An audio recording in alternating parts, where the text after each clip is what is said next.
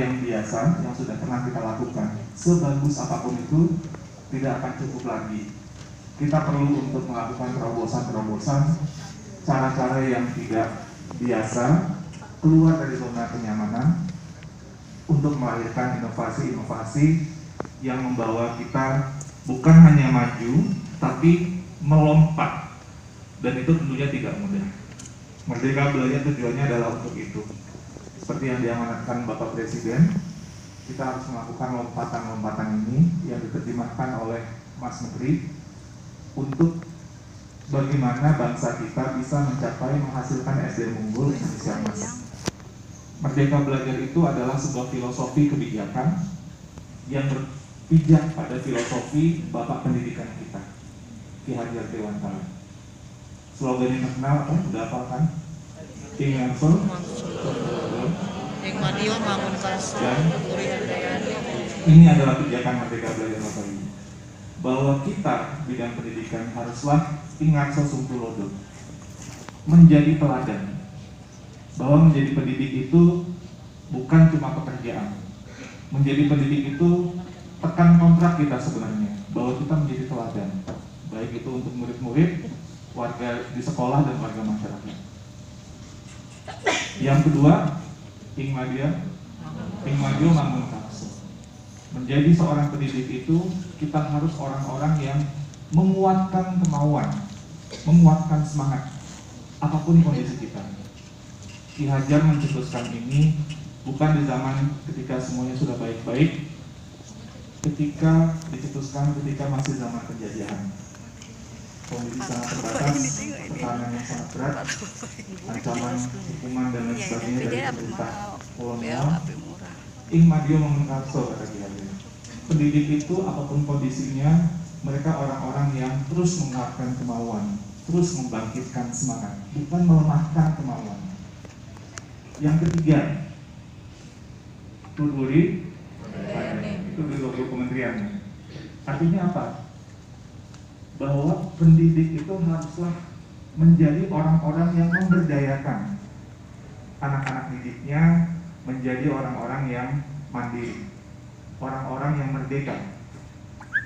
Ini digagas Ki Hajar tahun 1920-an awal, Taman Siswa Lahir 1922, untuk menjawab cita-cita sebuah bangsa yang merdeka. Ini SDM untuk Indonesia merdeka yang dipikirkan oleh Ki Hajar. Karena itu, merdeka itu adalah komitmen dalam sistem pendidikan Indonesia. Manusia-manusia yang merdeka, manusia-manusia yang mandiri, yang berdaya. Nah, itulah esensi dari Merdeka Belajar. Nggak bisa kita menghasilkan manusia yang merdeka tanpa kita tidak melakukan ekosistem yang Merdeka Belajar. Jadi ujung-ujungnya, kebijakan Merdeka Belajar sekarang udah 13 episode ya.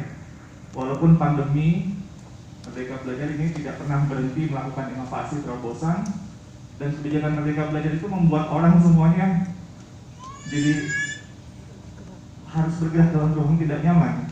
Banyak yang berubah, harus diperbaiki, harus ditingkatkan, harus kolaborasi, harus gotong royong. Dan ini sebenarnya tantangan zaman kita yang menuntut itu, karena kita hidup pada zaman yang tidak nyaman. Ini era persimpangan, harus kita berani untuk mengambil langkah ke depan. Tujuan Merdeka Belajar ada 3. Pertama adalah murid. Yang kedua adalah murid. Dan yang ketiga, orientasi kita semua, siapapun yang ada dalam ruangan ini, dalam ekosistem pendidikan, baik itu dari guru, kepala sekolah, pengawas sekolah, orang tua, pengambil kebijakan, semua pendidik itu haruslah melihat kepada yang terbaik buat murid. Bukan apa yang paling nyaman bagi orang-orang dewasa, bagi administrasi pendidikan, tapi apa yang terbaik buat murid. Inilah yang kita coba hasilkan melalui sekolah penggerak. Guru penggerak, sekolah penggerak itu sebenarnya satu nafas ya. Guru penggerak ini adalah pelatihan calon kepemimpinan.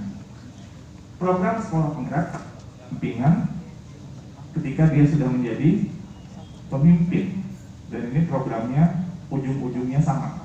Pemimpin kalau guru penggerak orientasi kepada murid, sekolah penggerak juga bagaimana transformasi sekolah berpusat kepada murid. Apa itu sekolah penggerak? Sekolah penggerak sekolah yang fokus utamanya menghasilkan SDM unggul, yaitu profil pelajar Pancasila. Apa saja itu? Beriman, bertakwa kepada Tuhan Yang Maha Esa, kemudian mandiri, kreatif, berpikir kritis, berprogram, dan esensinya apa?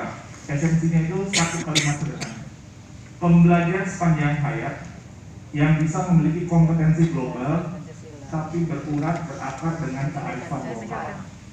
Nilai-nilai lokal kita, budaya kita. Kompetensi boleh global, tapi nilai kearifan adalah nilai budaya Indonesia.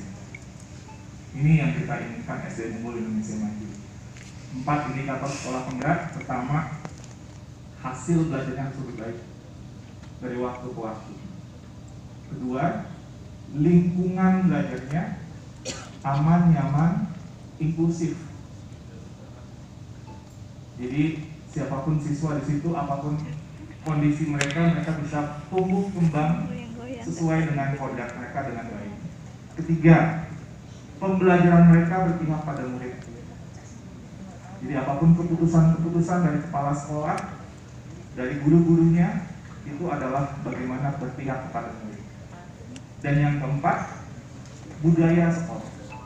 Budayanya melakukan refleksi, baik itu kepala sekolah, bagaimana perencanaan sekolah itu harus berbasis data. Guru-gurunya juga mengajar berbasis data. Dilihat data murid, apa yang perlu intervensi berikutnya, dan sebagainya. Dan budaya yang kemudian ditambahkan budaya sekolah, panggilan untuk bukan mau baik sendirian aja, bukan mau bagus sendirian saja.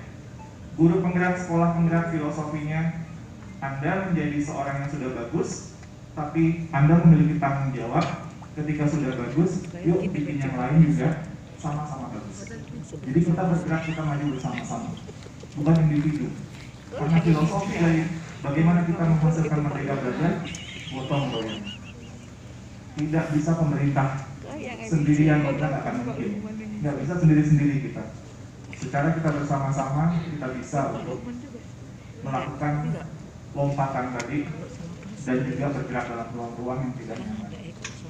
Mari serentak kita bergerak, kita wujudkan merdeka belajar. Yuk, mungkin ada kita berdialog dengan waktu yang tersisa.